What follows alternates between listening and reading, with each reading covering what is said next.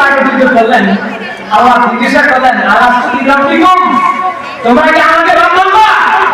সবাই বলছি কোন বলা যে আল্লাহ আপনাকে তো আপনারা রব মানবেন আল্লাহ বলেন না আমি ছেড়ে দাও আল্লাহ করলেন পারার পর আল্লাহ বললেন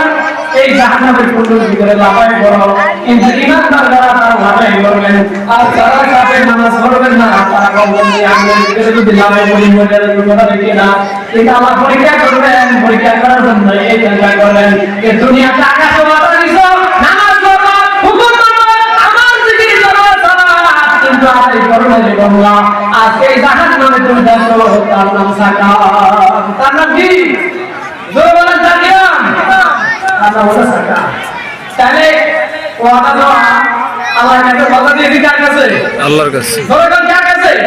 হাদিস শরীফের ভিতরে আছে লা ঈমানা ঈমান লা আমানাত লা যারা আমানত নাই ওয়াদা দিয়ে বরখেলাপ করে তার ঈমান নেই তার কি নাই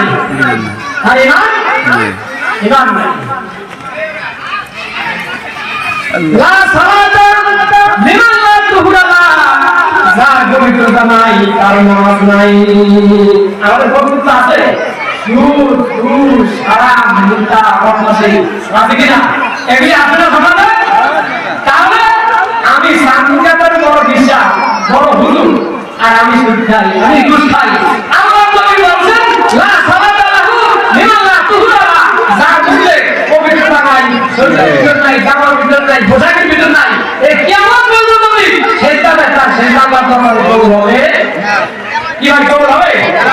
আল্লাহু আকবার করবেন আল্লাহু আকবার নামাজ কবুল হবে হবে না এরপরে শুনেন